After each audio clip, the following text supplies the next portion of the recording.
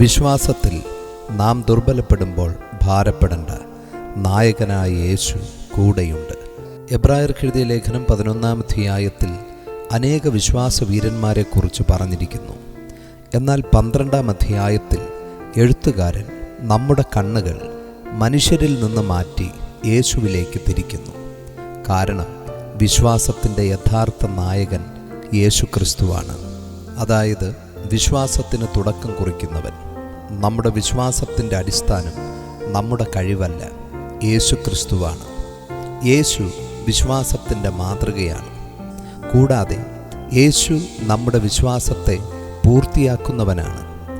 നാം ആരംഭിച്ച പലതും നമുക്ക് പൂർത്തിയാക്കാൻ കഴിഞ്ഞില്ലെന്ന് വരാം. എന്നാൽ യേശു ആരംഭിച്ച പ്രവൃത്തി പൂർത്തിയാക്കുന്നവനാണ്. വിശ്വാസവീരന്മാർ നമ്മെ പ്രചോദിപ്പിക്കുന്നു. എന്നാൽ വിശ്വാസത്തിൻ്റെ നായകൻ യേശു മാത്രമാണ്.